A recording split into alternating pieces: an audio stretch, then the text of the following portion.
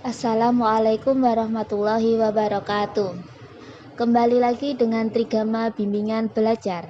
Apa kabar hari ini teman-teman? Semoga kalian semua dalam keadaan yang baik. Hari ini kita akan belajar tematik kelas 5, tema 6, panas dan perpindahannya, subtema 1, suhu dan kalor, pembelajaran 5. Seperti biasa, sebelum kita mulai, kalian jangan lupa klik subscribe, like, komen, dan share. Hari masih sangat pagi. Siti terbangun karena mendengar suara azan subuh dari musola. Siti segera menunaikan kewajibannya untuk sholat. Siti mengira ia orang pertama yang terbangun pada pagi hari itu. Ternyata ia melihat ibu sudah berada di dapur. Setelah melakukan sholat subuh, Siti menghampiri ibunya yang sedang menyalakan kompor. Siti melihat ibu sedang memasak air pada dua panci yang berbeda. Panci pertama yang berukuran lebih besar berisi air setengah penuh. Air di panci pertama akan digunakan ibu untuk merebus sayur. Panci kedua berukuran lebih kecil berisi air yang hampir penuh. Panci kedua akan digunakan ibu untuk membuat teh. Siti menduga-duga air dalam panci manakah yang akan mendidih lebih cepat. Diam-diam Siti melakukan pengamatan sambil membantu ibunya menyiapkan sarapan. Ayo mengamati. Perhatikanlah gambar berikut ini. 1. Bagaimana ukuran kedua panci tersebut? Ukuran kedua panci berbeda. Panci A lebih besar daripada panci B. 2. Manakah panci yang berisi air lebih banyak, A atau B? Panci yang lebih banyak adalah panci A.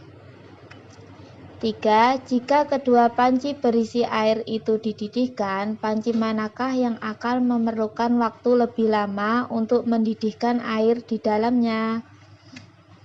Panci A membutuhkan waktu yang lebih lama daripada panci B.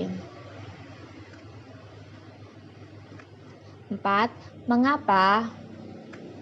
Jumlah air dalam panci A lebih banyak daripada air yang ada di panci B. 5. Bagaimana hubungan antara energi panas yang dibutuhkan untuk mendidihkan air di dalam panci dengan suhu air di dalamnya? Air mendidih pada suhu 100 derajat Celcius. Semakin banyak jumlah air, semakin banyak energi panas yang dibutuhkan untuk mendidihkannya. 6. Apakah kesimpulan yang kamu dapatkan dari kegiatan di atas? Jika kita melakukan kegiatan yang berbeda, maka memerlukan energi panas yang berbeda juga. Berdasarkan kegiatan di atas, kegiatan sehari-hari yang menunjukkan penggunaan energi panas antara lain menyetrika baju menggunakan setrika listrik, penjemuran pakaian, pengeringan pakaian atau ikan asin atau bahan makanan, dan proses pembuatan garam, memasak air di atas kompor, mengeringkan rambut menggunakan hair dryer. Ayo berlatih. Manakah dari kegiatan berikut yang membutuhkan energi panas lebih banyak? Berilah tanda centang pada kotak yang telah disediakan. Antara mengeringkan pakaian yang sangat basah dan mengeringkan pakaian yang setengah basah, mana yang membutuhkan energi panas lebih banyak? Yang membutuhkan energi panas lebih banyak adalah kegiatan mengeringkan pakaian yang sangat basah. Kemudian, antara mengeringkan sapu tangan basah dari kain yang tipis dan mengeringkan handuk mandi basah yang tebal, mana yang membutuhkan energi panas lebih banyak? Yang membutuhkan energi lebih banyak adalah mengeringkan handuk mandi basah yang tebal. Selanjutnya, mengeringkan rambut panjang sehabis keramas dan mengeringkan rambut pendek setelah keramas. Yang membutuhkan energi panas lebih banyak adalah kegiatan mengeringkan rambut panjang sehabis keramas. Pada peristiwa mendidihnya air juga menunjukkan peningkatan suhu pada air sampai mencapai 100 derajat Celcius ya. Apa yang sebenarnya terjadi? Aku baru menyadari bahwa kegiatan yang berbeda memerlukan energi panas yang berbeda juga. Apa yang telah kamu pahami, Dayu? Wah, aku juga penasaran. Apakah semakin tinggi suhunya, benda akan semakin panas? Lalu, apa yang sebenarnya terjadi pada benda yang meningkat suhunya? Apakah kita bisa melihat pengaruhnya pada kehidupan sehari-hari? Yuk, kita cari tahu. Perubahan akibat perubahan suhu. Suhu menunjukkan derajat panas benda. Semakin tinggi suhu suatu benda, semakin panas benda tersebut. Suhu menunjukkan energi yang dimiliki oleh suatu benda. Energi panas dapat mengubah benda. Beberapa benda akan mengalami pemuaian. Pemuaian panas adalah perubahan suatu benda yang dapat menjadi bertambah panjang, lebar, luas, atau berubah volumenya karena terkena kalor atau panas. Tetapi sebaliknya, benda dapat mengalami penyusutan. Penyusutan adalah perubahan suatu benda yang menjadi berkurangnya panjang, lebar, dan luas karena terkena suhu dingin. Pemuaian dan penyusutan bisa terjadi pada logam, udara, dan air. Berikut ini adalah beberapa contoh pemuaian dan penyusutan benda karena perubahan suhu dalam kehidupan sehari-hari. 1. Pemasangan kaca jendela. Pernahkah kamu mengamati posisi kaca yang terpasang pada jendela? Atau mungkin kamu pernah melihat proses pemasangan kaca jendela yang dilakukan oleh tukang kayu. Para tukang kayu selalu merancang ukuran bingkai jendela yang sedikit lebih lebar dari ukuran sebenarnya. Mengapa harus demikian? Hal ini dilakukan oleh tukang kayu dengan tujuan untuk memberikan ruang pemuaian bagi kaca saat terkena panas.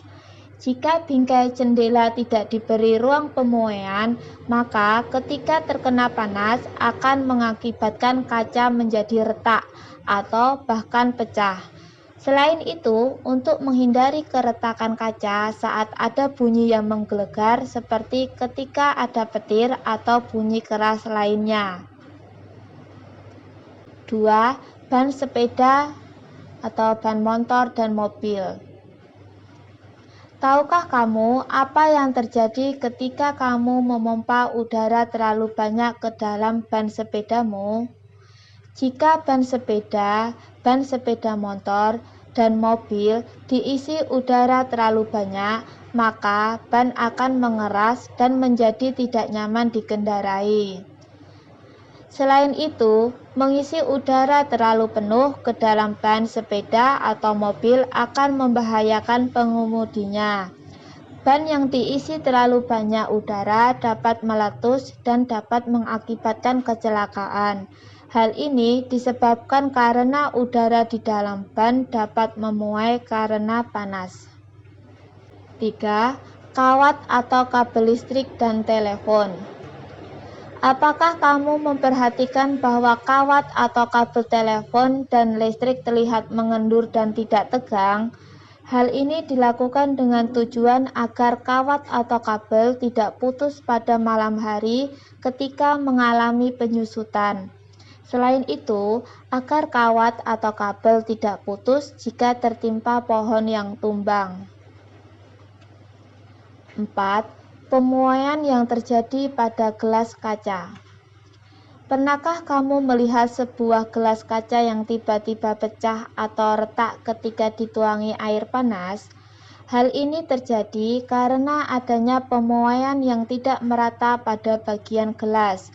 Oleh karena itu, disarankan agar tidak menuangi gelas basah atau gelas dingin dengan air panas yang baru mendidih. 5. Pemuaian pada sambungan rel kereta api. Sambungan pada rel kereta api dibuat ada celah antara dua batang rel, seperti berikut ini. Hal ini dilakukan untuk memberikan ruang muai sehingga saat terkena panas, rel tersebut tidak melengkung. Rel yang melengkung akan membahayakan gerbong kereta yang melewatinya. 6. Penggunaan termometer. Tahukah kamu cara menggunakan termometer klinis atau termometer badan? Termometer akan ditempelkan ke beberapa bagian tubuh seperti dalam mulut atau ketiak. Tujuannya adalah untuk mengukur suhu panas tubuh. Setelah beberapa lama, cairan di dalam termometer akan terjadi pemuaian setelah mendapatkan panas dari tubuh. Cairan akan berhenti pada angka tertentu untuk menunjukkan suhu tubuh. Ketika termometer tidak digunakan, akan kembali turun karena mengalami penyusutan. Ayo menulis. Bacalah kembali bacaan di atas dengan saksama. Jelaskanlah apa yang kamu ketahui dari setiap paragraf dalam bacaan di atas.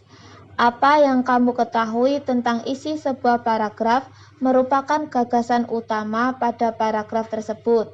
Gunakan tabel berikut ini untuk membantumu. Judul bacaan: Perubahan akibat perubahan suhu. Isi paragraf 1. Benda akan memuai jika dipanaskan dan menyusut jika didinginkan. Paragraf 2. Berisi tentang contoh pemuaian dan penyusutan benda akibat suhu. Paragraf 3 berisi tentang bingkai jendela dibuat lebih lebar dari ukuran sebenarnya untuk ruang muai. Paragraf 4 berisi tentang udara di dalam ban dapat memuai karena panas. Paragraf 5 berisi tentang kawat atau kabel dipasang kendur agar tidak putus saat memuai. Paragraf 6 berisi tentang pemuaian terjadi ketika gelas dituangi air panas. Paragraf 7 berisi tentang pembuatan celah antara dua batang rel untuk ruang muai. Paragraf 8 berisi tentang cairan dalam termometer akan memuai saat mendapatkan panas dari tubuh. Dengan menggunakan tabel di atas, dapatkah kamu menjelaskan kesimpulan dari bacaan di atas? Tuliskanlah kesimpulanmu tentang bacaan di atas di tempat yang tersedia di bawah ini dengan menggunakan kata-kata baku yang tepat. Bacaan di atas menjelaskan bahwa benda akan memuai jika dipanaskan dan menyusut jika didinginkan. Contoh pemuaian dan penyusutan benda akibat suhu antara lain: 1. Bingkai jendela dibuat sedikit lebih lebar dari ukuran sebenarnya untuk ruang muai. 2. Cairan dalam termometer akan memuai saat mendapatkan panas dari tubuh. 3. Udara di dalam ban dapat memuai karena panas. 4. Pemuaian terjadi ketika gelas dituangi air panas. 5. Pembuatan celah antara dua batang rel untuk ruang muai. 6. Kawat atau kabel dipasang kendur agar tidak putus saat memuai. Perubahan suhu pada beberapa jenis logam ternyata dapat mengakibatkan logam itu memuai dan menyusut, ya. Wah, manusia sejak dulu telah mempelajari peristiwa tersebut, sehingga dapat melakukan tindakan yang tepat, seperti pada pemasangan rel kereta api. Betul, Dayu. Hal yang lebih menarik lagi adalah nenek moyang kita dari dulu sudah mengetahui bahwa logam itu tidak hanya memuai, tetapi bisa dilebur juga. Tahukah kamu bagaimana para leluhur kita membuat bilah-bilah pada beberapa alat musik gamelan? Mereka mencampur biji timah dan tembaga lalu memanaskannya hingga cair untuk dibentuk. Ayo bernyanyi. Sebelumnya, kamu telah mengetahui bahwa beberapa lagu daerah dimainkan dalam tangga nada pentatonis, yaitu selindro dan pelok. Gamelan adalah salah satu alat musik yang digunakan untuk mengiringi lagu-lagu pada tangga nada pentatonis. Beberapa alat pada gamelan terbuat dari bilah besi, seperti beberapa alat musik pada gamelan Jawa berikut ini. Alat musik gamelan dibuat dari campuran tembaga dan timah dengan ukuran tertentu. Ukuran dan perbandingan antara kedua logam tersebut dapat menghasilkan suara yang berbeda. Campuran logam itu harus dipanaskan dengan suhu tinggi agar mencair dan mudah dibentuk. Proses ini disebut dengan peleburan. Paduan suara yang dihasilkan oleh alat-alat musik tersebut terdengar harmonis untuk mengiringi lagu-lagu yang dimainkan pada laras selindro atau pelok. Perhatikanlah lagu daerah di samping ini dengan saksama. Mintalah guru untuk memperdengarkan lagu ini di kelas, lalu tentukanlah tangga nada yang digunakan. Lengkapilah tabel berikut untuk mengetahui lebih banyak tentang lagu daerah. Seperti ini tabelnya. Nah, di tabel kita menuliskan nama lagu, asal daerah, tangga nada yang dimainkan atau digunakan, kemudian arti lirik atau syair lagu, yang terakhir kesan yang didapatkan pada saat mendengarkan lagu ini.